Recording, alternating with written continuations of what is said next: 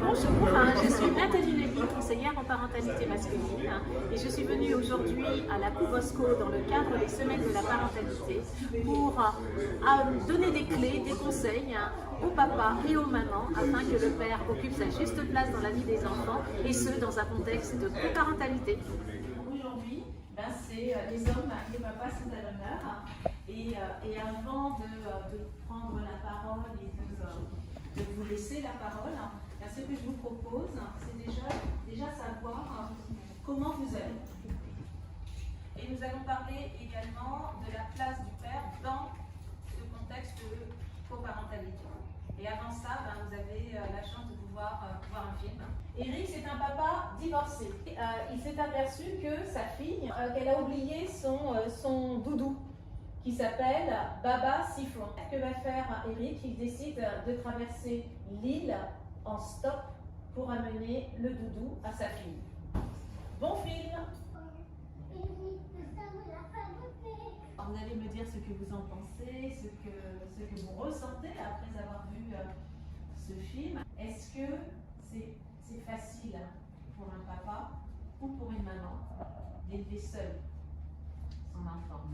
Il y a deux, ça peut pas être évident des fois, Ouais. donc seul, ça peut être un challenge. Un challenge. Quand on est malade, oui, on doit aller à l'hôpital, ou rester à l'hôpital, l'enfant peut rester seul si à la famille. c'est ça. À deux, c'est mieux. À deux, c'est mieux. On est tous d'accord?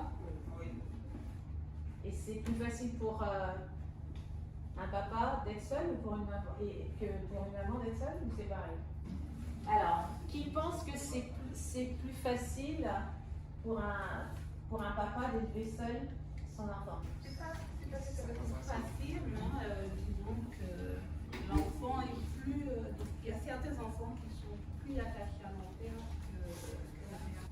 Généralement, la mère représente le côté plus affectif. Tu vois, quand on a mal, on va dire « Hey maman, il mal ». Tandis que le père, ça sera plutôt celui qui va poser les limites, poser le cadre. Ouais. Dans la culture antillaise, je pense que ça se passe comme ça. Et c'est peut-être le fait de dire oui, que dans notre culture antillaise c'est comme ça, c'est peut-être aussi parce que l'homme n'ose pas manifester et exprimer sa sensibilité. Il y a peut-être ça aussi. Quand monsieur a pris la parole, en parlant, en disant voilà, moi je prépare à manger, je repasse, etc., je m'occupe de mes enfants, est-ce que ça paraît normal à tout le monde? Oui. C'est le papa qui a traversé toute l'île pour apporter le doudou. Il arrive dans la chambre de sa fille et qu'est-ce qu'il voit? Il voit une centaine de... Mais son enfant a su faire la différence. Avec ce doudou, c'est le doudou qu'elle a chez son papa. Donc non seulement il y a l'expression, mais il faut que l'autre ait le sentiment d'être aimé. Et c'est ça en fait pour l'enfant. C'est ça le plus dur. C'est qu'il doit avoir le sentiment d'être aimé par ses parents. Et ce n'est pas toujours le cas avec un parent qui ne manifeste pas grand-chose, ou du moins qui n'arrive pas à décoder. Alors moi j'ai une définition d'être parent, vous allez me dire ce que vous en pensez. En fait, la définition c'est être parent, c'est un proverbe chinois qui dit qu'être parent, c'est donner des racines et des ailes à son enfant et de le voir partir, nourri d'amour et d'attention positive. Et dans cette définition, elle me plaît. Pourquoi? Parce qu'il n'est pas question de dire être papa, être maman. Quelles que soient vos orientations religieuses, quel que soit votre genre, c'est ça être parent. Et donc, mais il y a une chose que l'on a tendance à oublier, il y a un mot qui est important, c'est ça, partir.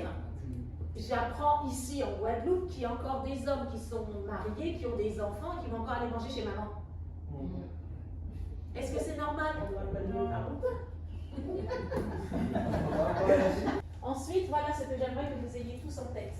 Imaginez-vous votre enfant adulte. Là, vous fermez les yeux, vous imaginez, il est comment? Il fait quoi? Donc comment on va faire? Parce que maintenant on a la vision, on sait quel adulte on veut construire. Ça c'est la vision. Maintenant, comment on va faire? Vous êtes nombreux à avoir parlé de besoins. En fait, ce qu'il y a à faire, c'est répondre aux besoins de l'enfant.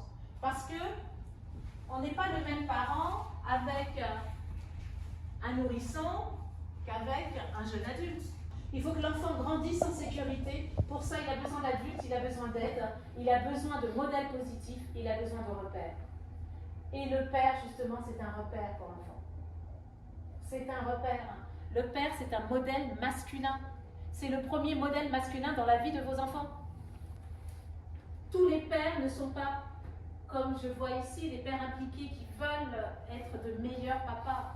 Il y a des papas qui sont en prison, il y a des papas qui sont violents, mais chacun son histoire. Mais il n'empêche que l'enfant a besoin de savoir qui est son père. Le besoin d'appartenance. Et si son père est en prison, l'enfant saura que quand on fait des choses pas bien, on va en prison. Ce sont les règles de la société. Parce que c'est important aussi que les enseignants sachent qui sont les parents, qui est le papa. D'accord?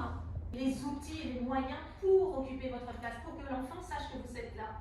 Vous êtes le père, pas le géniteur. Si vous démissionnez, vous êtes un géniteur. Et vous voyez que ce père, c'est pas un géniteur. Il a traversé toute l'île pour apporter un doudou. Et c'est important, il sait que c'est important. Il connaît sa fille, il a passé du temps avec sa fille, donc il sait que c'est important. Pour moi, un papa, c'est quelqu'un qui restera toujours dans notre vie, quelqu'un qui nous accompagnera toujours, quelqu'un qui nous aimera toujours, et voilà, c'est tout. Un papa pour moi, c'est un papa qui prend soin de ses enfants et qui a de l'amour pour ses enfants. On n'est pas des surhumains, des robots, des machines. Les aléas de la vie font que le papa ou la maman peuvent ne plus être là. Mais ce qui est important, c'est, les enfants, ils sont forts. Les enfants ont des capacités et des ressources incroyables. Alors formez aussi avec vos enfants une superbe équipe et ça va le faire. Donc je vous souhaite une belle continuation. Merci beaucoup.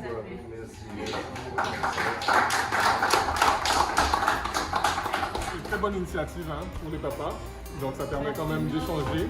C'est vrai que les pères sont parfois on va dire, ne sont pas vraiment mis à l'honneur.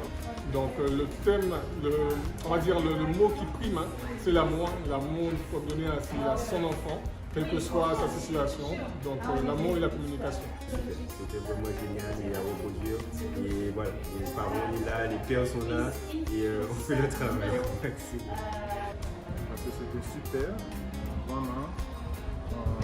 Tous les papas fait comme ça. Bon, on va voir demain, on va voir une société qui réussit beaucoup de choses. Aujourd'hui, je suis mère et ça m'a appris à me sentir aimée par ma fille. Et j'espère que c'est la première d'une longue série d'échanges comme ça pour que les pères puissent prendre leur place de manière positive dans l'éducation de l'enfant. Souvent yo dit ti moun piti, c'est toujours chaja maman. Papa pas là, papa, incapable d'assumer qu'on grand nom. Yo dit c'est nous qui moins gentils, mais souvent tout ça c'est menti. Laissez-moi dire, on ti big up pour tout ti papa Guada.